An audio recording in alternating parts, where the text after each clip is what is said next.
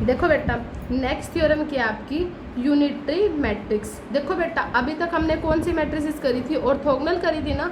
तो unitary matrices में क्या होता है आपका ए और ए थीटा, या फिर आप ये कह सकते हो ए थीटा इंटू ए, किसके इक्वल आ जाए बेटा, आइडेंटिटी मैट्रिसेस के। देखो ऑर्थोगोनल में क्या करना होता था, ट्रांसपोज करना होता था हमारा, और इसमें क्या करना पड़ता है, थीटा लेना पड़ता है। पहला टॉपिक क्या था हमारे पास, ऑर्थोगोनल मैट्रिसेस। सेकेंड टॉपिक है 5th चैप्टर का यूनिटरी मैट्रिसेस। अब आप ये देखो ये ए थीटा कैसे फाइंड आउट करते हैं, वही फाइंड आउट ए थीटा। ए थीटा का मीनिंग क्या होता है, देखो बच्चे मैंने तुम्हें मान लो एक मैट्रिसेस दिया है, ये लिखा है मैंने 2 प्लस आयोटा, इसमें ना आयोटा फॉर्म चलती है। मान लो मैंने यहाँ लिख दिया माइनस ऑफ आयोटा, और यहाँ लिख दिया सिर्फ और सिर्फ ओनली 3, यहाँ लिख दिया 4 माइनस आयोटा। तो ए गिवन है, मैंने आपको बोला ए थीटा फाइंड आउट करो, तो आपने क्या करना है, ए थीटा कैसे फाइंड आउट करते हैं, पहले आप इसका क्या निकालो, कॉन्जुगेट, फिर उसका क्या निकालो, ट्रांसपोज से। इसको हम किसके इक्वल कह देते हैं, ए थीटा। ये दिख रहा है आपको बार, इट मीन्स क्या होता है, इसका मीनिंग क्या होता है, आप इस मैट्रिसेस के इस ए के, ये जो दे रखे है ना, इसके जो आयोटा वाले पार्ट है ना उनके साइन चेंज करो। 3 जगह ना आयोटा, इसके पास आयोटा तो नहीं है बेटा, इसको लिखो एज इट इज़। ये लिखा है 4 माइनस आयोटा, आप इसको लिखना 4 प्लस आयोटा। ये लिखा है माइनस आयोटा, तो यहाँ लिखना प्लस आयोटा। और ये क्या लिखा है 2 प्लस आयोटा, इसको क्या लिखेंगे 2 माइनस आयोटा। मैंने अभी सिर्फ और सिर्फ क्या फाइंड आउट करा बेटा, ए का कॉन्जुगेट यानी कि ए का बार। ठीक है, अब इसके बाद आपने ये ट्रांसपोज लिख रहा है ना, उसके बाद आपने क्या करना है, ट्रांसपोज रो को किस में चेंज कर दो, कॉलम में। यहाँ आ जाएगा आयोटा, ये आ जाएगा 3 बेटा, ये आ जाएगा 4 प्लस आयोटा। तो मैंने क्या कर दिया, पहले इसका कॉन्जुगेट निकाल दिया, देन इसका ट्रांसपोज निकाल दिया। इसको हमने क्या कह दिया, ए थीटा के इक्वल। समझ आ गई, ये है आपके पास इसका पॉइंट। अब देखो नेक्स्ट थ्योरम क्या गिवन है आपके पास, ये लिखो है रियल मैट्रिक्स। रियल मैट्रिक्स का मतलब होता है जिसके अंदर आयोटा वाला पार्ट ना हो, क्योंकि कॉम्प्लेक्स मैट्रिसेस बोलूँ तो मैं उसको कैसे लिखूंगी, ये जैसे ये कॉम्प्लेक्स है, ठीक है, जिसके अंदर ये वाली ये कॉम्प्लेक्स है, जिसके अंदर आपका रियल और इमेजिनरी पार्ट आ रहा है। रियल मैट्रिक्स इसका मतलब क्या होगा, जिसके अंदर आयोटा बिल्कुल भी नहीं है। ओके, कहते हैं ये एक रियल मैट्रिक्स है, वो यूनिटरी है। यूनिटरी का मतलब दिस वन, लेकिन उसकी एक कंडीशन है, कहते हैं इफ वर्ड क्यों यूज़ किया, कहते हैं इफ इट इज़ ऑर्थोगोनल। अब आप एक चीज़ समझो, अगर ये बोलते हैं रियल मैट्रिक्स ऑर्थोगोनल, तो इट मीन्स आपके पास आपने क्या लेट करना है, आप रियल मैट्रिक्स का मीनिंग समझो। मैं लिखूंगी ए का बार निकालना हो तो किसकी इक्वल आ जाएगा, ए के। क्यों आएगा बेटा ए के इक्वल, क्योंकि इसके अंदर आयोटा वाला पार्ट तो है ही नहीं जिसके सिंबल चेंज करने पड़े। तो ए का कॉन्जुगेट निकालना होगा तो किसकी इक्वल आ जाएगा, ए के। अब इसने बोला यूनिटरी, यूनिटरी का मतलब ए थीटा लिख दिया मैंने। ये किसकी इक्वल होता है, आपका आइडेंटिटी के इक्वल, यही होता है जो कि मेरे पास गिवन है, यूनिटरी। अब सुनो ध्यान से, आपके पास ये लिखा हुआ है ए बार, किसकी इक्वल है, ए के।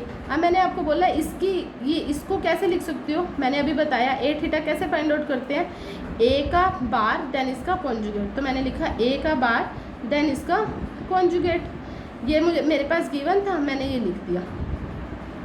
अब मुझे क्या बोलना है, इफ़ इट इज़ ऑर्थोगोनल, तो मैं लेके चलती हूँ ऑर्थोगोनल का पॉइंट। देखो आपके पास ये बार था, लेकिन इसने बोला था रियल है, रियल है तो इट मीन्स उसके पास आयोटा का पार्ट नहीं है, आयोटा का पार्ट नहीं है तो ये वाला आंसर इसके इक्वल आ जाएगा। क्योंकि चेंज देखो, अब ये 3 है, इसके पास आयोटा नहीं था, तो मैंने इसका सिंबल चेंज तो नहीं करा, मैंने डायरेक्ट लिखा था, ये देखो 3 का 3 एज इट इज़।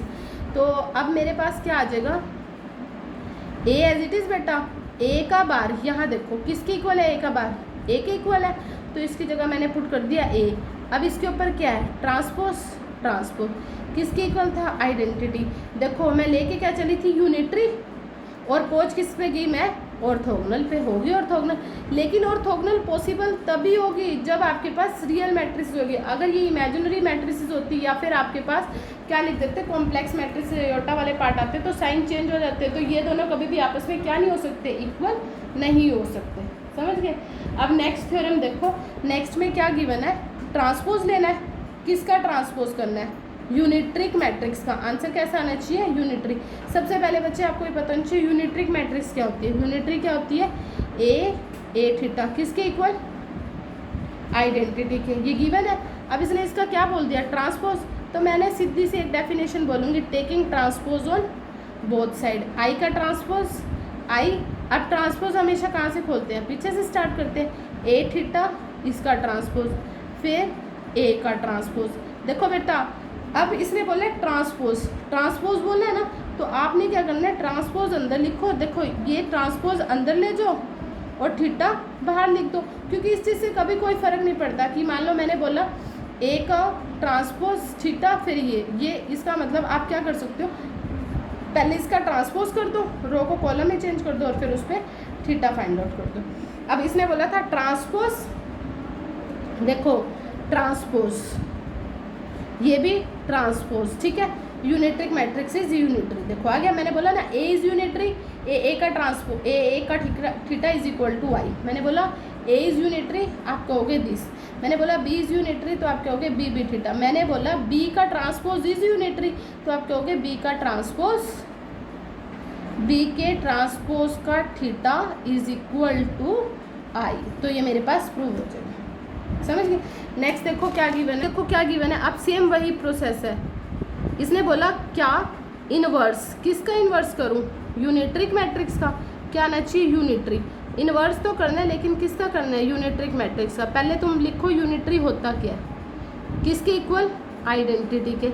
इसने क्या बोला, इसका क्या करो, इनवर्स। तो आप क्या लिखोगे, taking inverse on both side.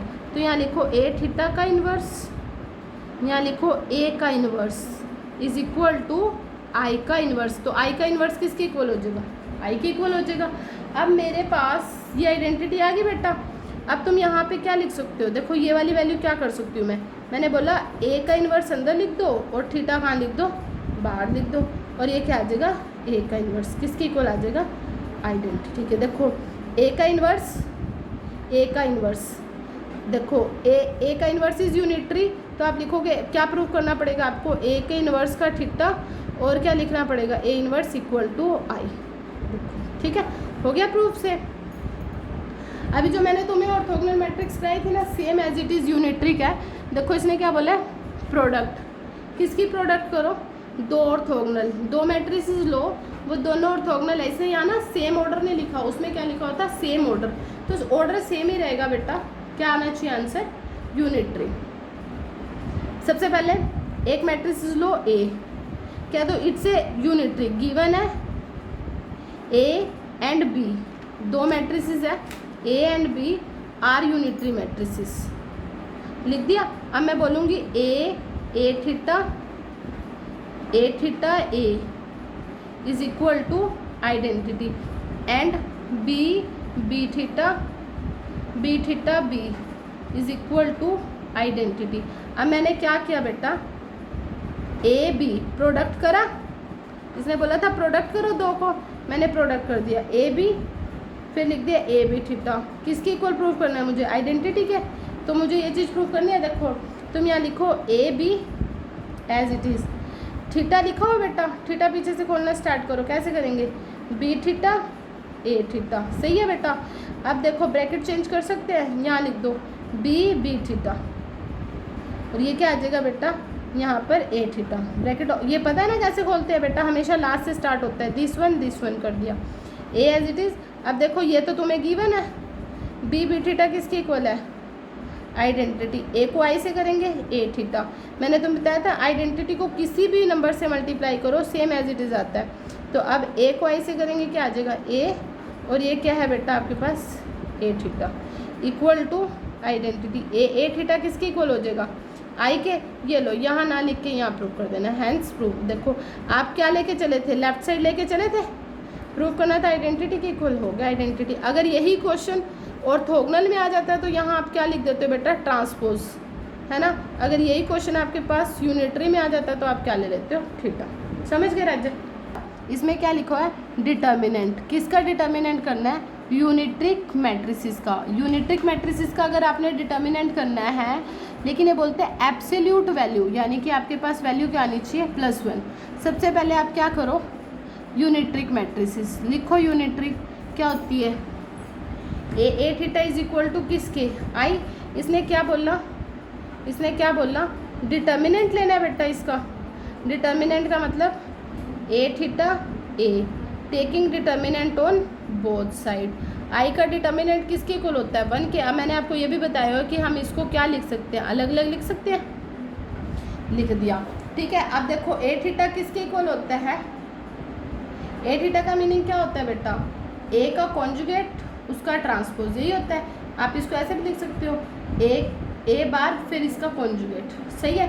लेकिन आपको ये पता है ना कि ए का डिटर्मिनेंट निकाल लो या फिर उसके ट्रांसपोज का निकाल लो, दोनों आंसर सेम आते हैं, समझ गए। अब उसके बाद देखो बेटा ए थीटा गिवन है, मैंने यहाँ ए थीटा ना लिखकर, क्योंकि मुझे ये पता है, देखो ए थीटा है, ए थीटा का मतलब क्या होता है, इसका बार और इसका दिस वन, ठीक है। मतलब आयोटा वाले पार्ट के साइन चेंज करना और उसका ट्रांसपोज करना, ये लो इक्वल टू 1। अब देखो तुमने ये चीज़ डिफाइन करी है ना कि ए का ट्रांसपोज करो उसका डिटर्मिनेंट और ए का करो, तो ये दोनों आंसर सेम होते हैं। तो मैं इसको क्या लिख सकती हूँ, इसको हटा दे बेटा, यहाँ से रिमूव कर देते हैं। क्यों, क्योंकि इसका डिटर्मिनेंट और इसका डिटर्मिनेंट क्या आ जाएगा, सेम। मैंने यहाँ सारा एक्सप्लेन कर दिया। लेकिन इसके ऊपर क्या आएगा, कॉन्जुगेट पार्ट को तो नहीं चेंज कर सकती मैं, ये तो नहीं रिमूव कर सकती, मैंने ये लिख दिया यहाँ पे इक्वल टू 1।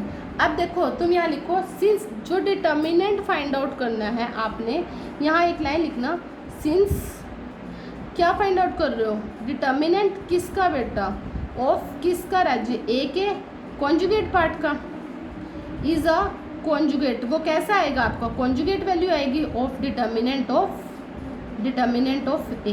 देखो मैंने बोला कि जब तुम डिटर्मिनेंट फाइंड आउट करोगे किसका, कॉन्जुगेट पार्ट का, मतलब कॉन्जुगेट मीन्स जिसके अंदर आयोटा आ रहा होगा, उसको सॉल्व करोगे तो आयोटा ही टर्म में आ जाएगा, तो कहते हैं is the conjugate of determinant ए।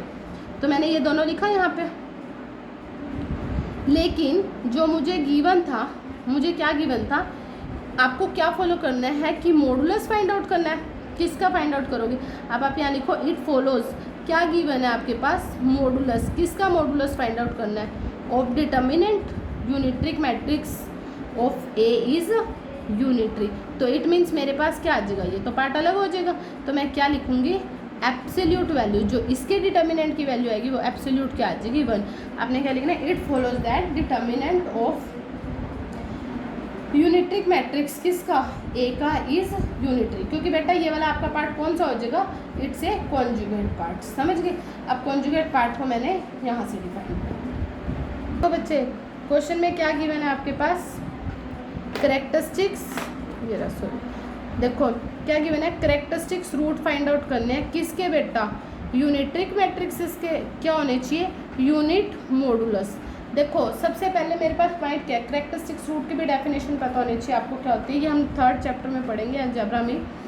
देखो सबसे पहले मैं लेती हूँ यूनिट्री, यूनिट्री का मीन्स क्या होता है, ए थीटा, किसके इक्वल बेटा, आइडेंटिटी के।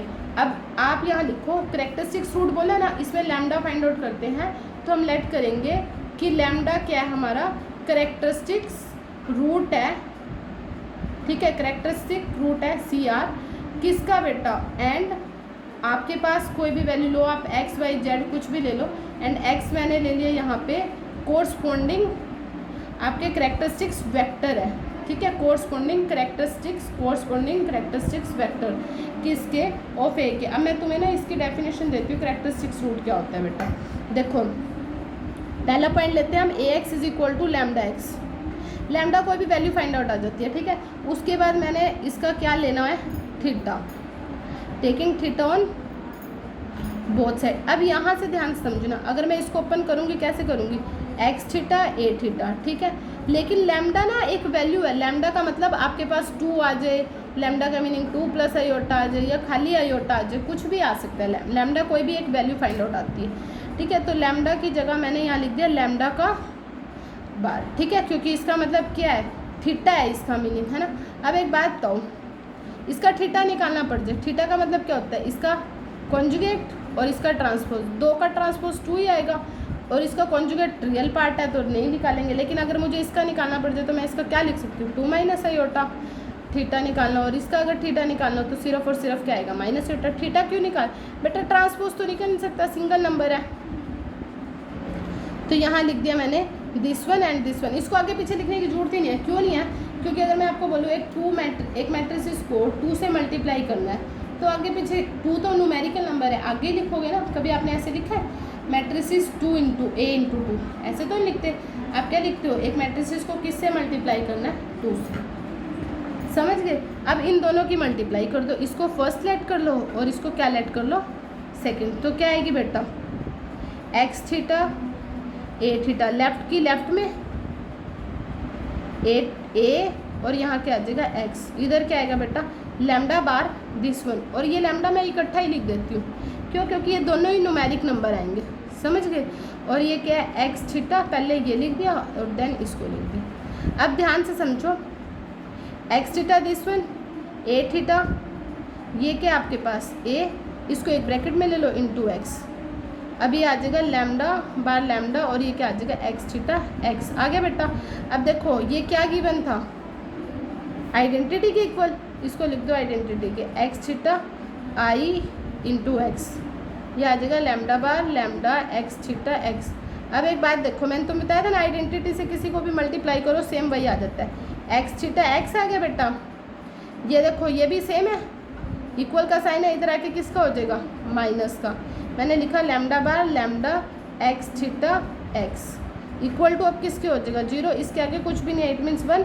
दोनों में से कॉमन क्या आ रहा है, एक्स थीटा एक्स कॉमन ले लो, 1 माइनस लैम्डा बार लैम्डा, किसके इक्वल 0 के। अब देखो ये कंप्लीट किसके इक्वल आ गया 0 के, ये तो 0 हो ही नहीं सकता, क्योंकि ये तो आपने क्या लेट किया था इसको, यहाँ पे करेक्टरिस्टिक्स वैल्यू में क्या लेट किया था, करेक्टरिस्टिक्स वेक्टर है ये आपका, तो वेक्टर तो 0 हो नहीं सकता, ये तो 0 हो नहीं सकता, तो 0 किसको होना पड़ेगा 1 माइनस लैम्डा लैम्डा बार को, किसके इक्वल 0 के। अब ये देखो ये इधर चल जाएगा लैम्डा बार, अब तुम्हें पता है कि ये वाला वैल्यू गिवन है मेरे पास, अब मैंने इसको क्या लिख दिया लैम्डा का स्क्वायर, क्योंकि मेरे पास प्लस का 1 इधर आके किसका हो जाएगा बेटा, या ये वाली माइनस की वैल्यू इधर जाके किसकी हो जाएगी प्लस की हो जाएगी। आप यहाँ इसको 1 के इक्वल लिख दो, और लैम्डा का बार लैम्डा को क्या लिख सकते हैं हम लैम्डा का स्क्वायर। अब ये क्या आ जाएगी लैम्डा इज इक्वल टू आपके पास 1, क्योंकि मॉडुलस में है तो वैल्यू किसकी आ जाएगी प्लस की। मेरे पास ये दोनों वैल्यू मैंने लिख दी इसकी। अब यहाँ पे आप इसका रिजल्ट फाइंड करो, ठीक है।